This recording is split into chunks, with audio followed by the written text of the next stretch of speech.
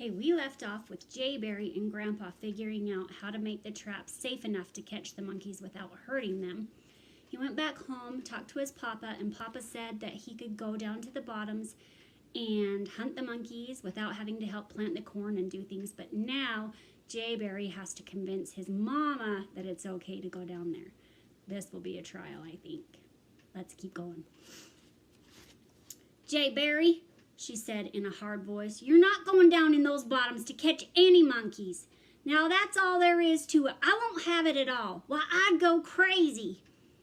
Putting one of my half-dead, broken leg looks on my face, I got ready for one of those mama and boy go-arounds.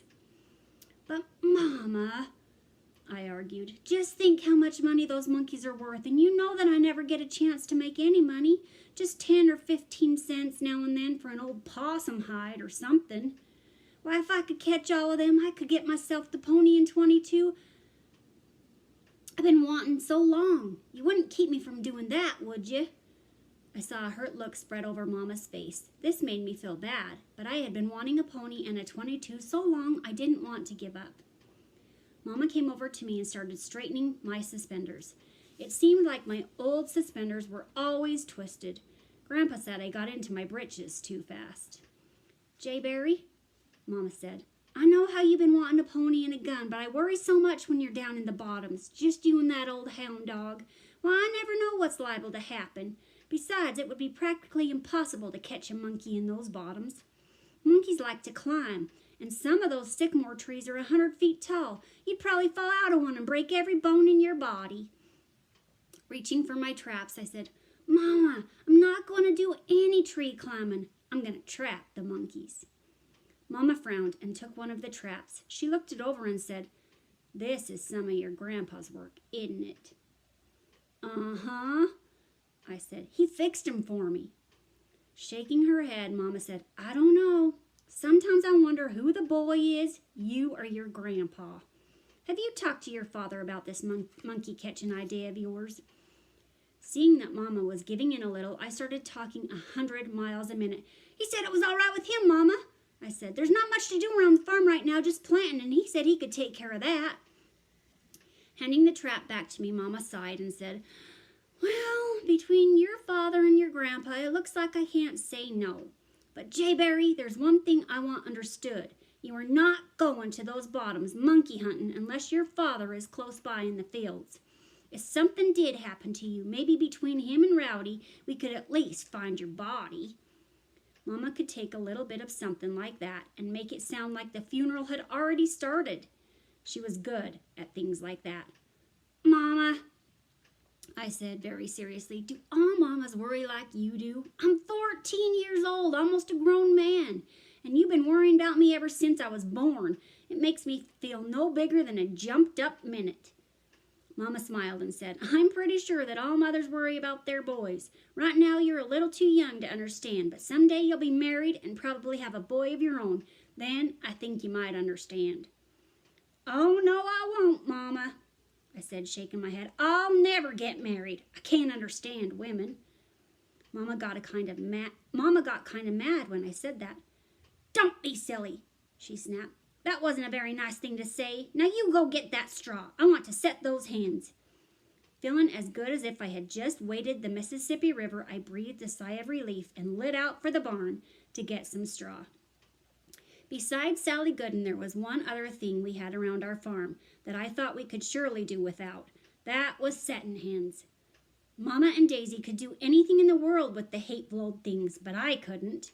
Every time I got close to one of the cranky old sisters, she puffed up 10 times bigger than she actually was and started squawking and pecking. By the time we had the old gals taken care of, my hands were hurting all over. Mama and I were back in the house, and I was rubbing some salve on my hand-pecked hands when I thought of my little sister. Mama, where's Daisy? I asked. I want to tell her about the monkeys. I think she's up in her playhouse, Mama said. I saw her going up the trail a while ago. Taking the sack of candy that Grandpa had given me, I started up to Daisy's playhouse. I was almost there when I heard her laughing and talking. Leaving the trail, I eased around and peeked through the bushes to see what was going on. A small sunbeam had bored its way down through the overhead green, and the playhouse was bathed in a warm, radiant glow. Daisy was sitting on the ground with her back against the trunk of the huge red oak. Her crutch was laying beside her. As usual, her little friends were all around. Chipmunks were scampering and birds were singing. A chirping squirrel was perched on an arm of the cross.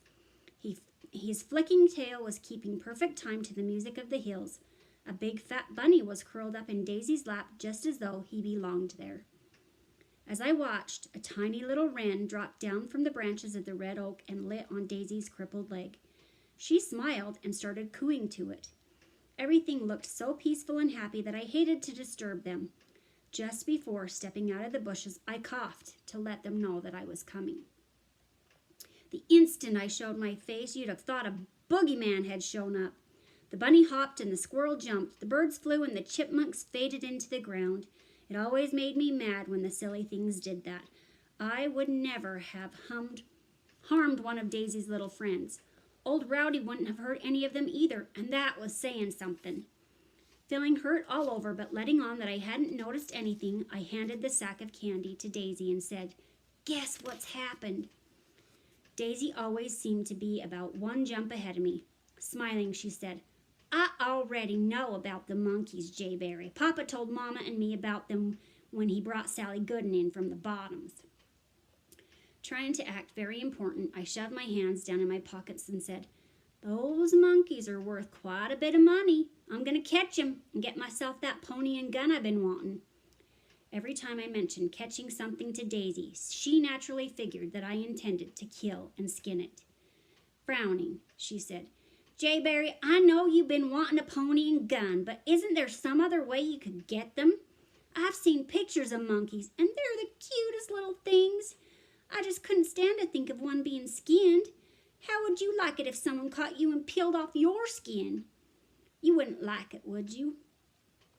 "Oh, Daisy," I said, "you girls sure do think funny. Who ever heard of anyone skinning a boy? I'm not going to skin the monkeys. I'm going to catch them alive. They won't be hurt in any way."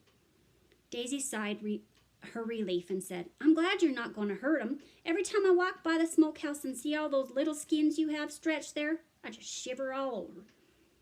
"Well, you can stop shivering," I said. "I promise that I won't harm one hair on those monkeys."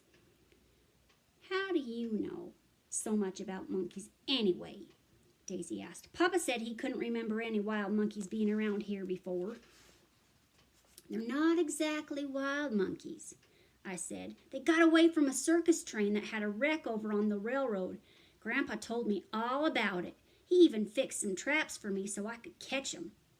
"Well, that's just like Grandpa," Daisy exclaimed. "He's always telling you how to catch the little animals. Surely, Jayberry, you don't get any fun out of it, do you?" "Oh, Daisy," I said, "what do you think animals are for anyway? Just to look at? They're supposed to be hunted. How else would a boy have any fun at all in these hills?" Shaking her head and looking very disgusted with me, Daisy said, "Jayberry, you should have a talk with the old man of the mountains. I think maybe he could tell you a few things. Being a boy, though, I doubt it if you would understand a word he said." There it was again. The old man of the mountains. Daisy had mentioned him several times, and I hadn't paid much attention to her.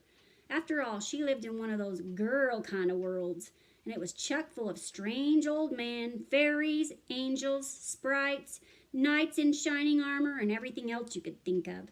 I just figured that all girls were like that, and there wasn't anything to get excited about. But Daisy had a way of making things sound so real that sometimes I didn't know whether to believe her or not. Daisy did this by telling stories. She was the best storyteller in those Ozark Hills. It wasn't only the stories she told, it was the way she told them. She would get real serious, and her eyes would get big and starry looking. She would talk in a whisper and go through all kinds of motions. By the time she was finished with her story, my hair would be standing straight up and I wouldn't know what to believe.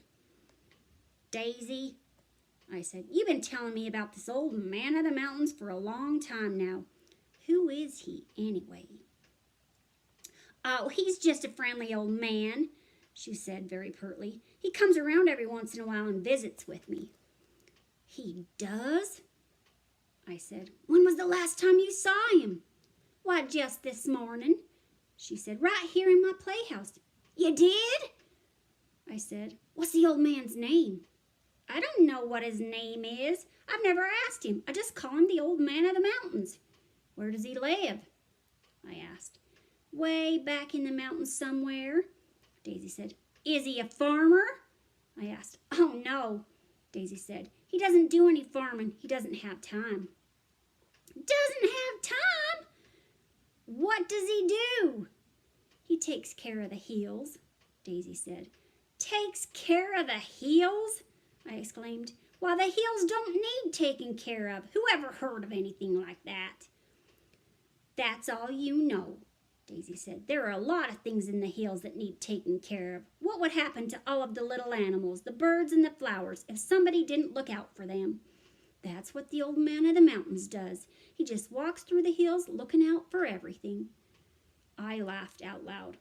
Oh, Daisy, I said, you're just making this up. I don't believe there's an old man of the mountains. A frightened look flashed in Daisy's eyes. Placing a finger over her lips, she looked all around. Shh. Don't say things like that, Jay Barry, she said. Don't ever say you don't believe in the old man of the mountains. He hears everything that's said in these hills, and he'll cause you to have bad luck. At that moment, Daisy couldn't have said anything that would have more effect on me. With all those monkeys around and a chance to make some money, I sure didn't want to have any bad luck. Besides, there were a few bad luck things that I believed in. Things like hearing a screech owl at midnight, tripping over a broom, or dropping the water bucket in the well. Those were sure signs of bad luck. Now, maybe there was an old man of the mountains. Maybe he could cast a bad luck spell, and maybe he would get all fired up if I said I didn't believe in him anyhow. I wasn't taking any chances. Daisy, I said, is there really an old man of the mountains and he can cause people to have bad luck? Looking at me as if I didn't have any sense at all, Daisy said, why, certainly, Jay Barry, there's an old man of the mountains. Everyone knows that. Well, I didn't, I said. With all of that bad luck talk, Daisy saw that she had me worried, and she took advantage of it. Getting very serious, she took another look around and started talking in a whisper. Sit down, Jay Barry, she said, and I'll tell you all about the old man of the mountains. I didn't want to, but I sat down by her side and listened while she went into her story. Jay Barry, she said, the old man of the mountains is very, very old. He's as old as these hills. His hair is snow white and hangs way down over his shoulders. He wears a long white robe and sandals on his feet. Every time I see him, he has a crooked stick in his hand. He can just point that stick at someone and it will at something, and it will disappear. Daisy, I interrupted in a low voice, is this old man a ghost or something? Oh, no, Jay Barry. He doesn't even look like a ghost. He has a kind, gentle face. He looks sad, though, like maybe he feels sorry about something. I think he feels sorry for the little animals. I thought girls were the only ones that felt sorry for animals. I said, how come this old man feels sorry for them? Because it's his job to look out for them, Daisy said. You see, Jay Barry, when God made these hills, he needed someone to take care of the animals and birds and flowers. So he gave the job to the old man of the mountains. All he does now is walk around through the hills and take care of things. What does this old man do in the wintertime when the snow comes and everyone goes to sleep? I asked. What does he do then? Daisy had an answer for everything. He goes to sleep too, she said. That's the only time he gets to rest. He works so hard through the summer that he's very tired when winter comes. So he just goes to sleep and rests until spring comes again. Daisy stopped to get her breath before going on. He's a wonderful old man, she said. If you're good and believe in him, you'll always be happy, and you'll never have bad luck. But if you're mean and hurt the little animals, you better look out. He'll just point that stick at you, and you're sure to have bad luck. Daisy had me so shaken up by now I hardly knew what to believe. Just to be on the safe side, I said, when will you see this old man again? Oh, I never know when I'll see him, she said. He just comes around any time he wants to. Well, the next time you see him, I said, getting to my feet. You tell him that I'd like to meet him and shake hands with him. Along about then, I would have shaken hands with a centipede if I had thought that it would help me catch those monkeys. Shaking her head and looking very sad, Daisy said, Jay Barry, I don't know if the old man of the mountains would see you or not. You've been a pretty bad boy, you know. You're all the time catching the little animals. The old man of the mountains doesn't like anyone who does things like that. But every boy in the hills catches things, I said. Why, the way you make it sound, this old man would never like a boy, just girls. Oh, he could like boys too, Daisy said. He could like boys just about as much as he does girls, but they'd have to leave the little animals alone, or he wouldn't. Well, I didn't know what to do. Daisy had me pretty well convinced that there was an old man of the mountains. Now, if he didn't like boys who caught animals and could cause them to have bad luck, I was just in for it. That's all there was to it. Chapter 4. For all the sleep I got that night, I may as well have stayed up with the hoot owls. Every time I closed my eyes, I'd start seeing monkeys. They would come by in a long line, one behind the other, leaping and squealing. Each monkey had a price tag hanging from its neck, telling me how much he was worth. I wouldn't get too excited until that $100 monkey came leaping by. Every time he passed, he would stop and laugh at me. I'd wake up, wringing wet with sweat and having an upside-down fit. When I finally did fall asleep, I had a wonderful dream about owning a beautiful paint pony and a brand new .22. I was riding like the wind, shooting right and left. I was the first one up the next morning. In fact, I even beat our old red rooster, and that was getting up early. I was out at the woodpile splitting kindling when he came sailing out of the henhouse. Ruffling his feathers, he hopped upon the rail fence, threw his head back, and told everyone within hearing distance that it was a beautiful Ozark morning and it was time to start. Papa came out of the house with a milk bucket in his hand. Yawning and rubbing the sleep from his eyes, he looked at me and said, "You're up kind of early, aren't you?" "I guess I am, Papa," I said. "I wanted to get my chores done so I'd have a good day at those monkeys. I believe I can have a sack full of them before sundown." Looking concerned, Papa said, "You know, I've been thinking about this monkey catching business of yours. I still think there's more to it than you think there is. Those monkeys may be too smart for you." "Papa," I said, "surely monkeys couldn't be any smarter than coons are, and I've caught all kinds of coons. Why, I've even caught a couple of red foxes, and you know how smart they are." "I know," Papa said, "but it might be a little different catching monkeys. I just hope you haven't overloaded your wagon. It's not good for a boy to want something with all his heart, and then he gets disappointed. Things like that can hurt for a long time." The way Papa was carrying on had me a little worried. Then I remembered what my grandpa had told me. "Papa," I said, "Grandpa says that there never was an animal that couldn't be caught." "Well, I hope your grandpa knows what he's talking about," Papa said, walking off toward the barn. I thought Mama would never get breakfast ready, but she finally did, and I set a new record for the time it takes a 14-year-old boy to eat. While I was out in our cellar getting some apples, Mama fixed a lunch for me and put it in a paper bag. After putting my traps, lunch, and apples in a gunny sack, I called Rowdy and lit out for the bottoms to make my fortune. Just as we walked out of our fields into the thick timber of the bottoms, a big, fat swamp rabbit popped out of a brush pile and tore down a game trail. Old Rowdy saw the rabbit about the same time as I did. He lunged and let out one of his famous catch-a-rabbit balls. For a second, I was so excited I almost forgot myself and was just about to urge Rowdy on when I thought of that old man of the mountains. By this time, Rowdy was right on that swamp rabbit's tail, bawling every time his feet touched the ground. "No, Rowdy, no!"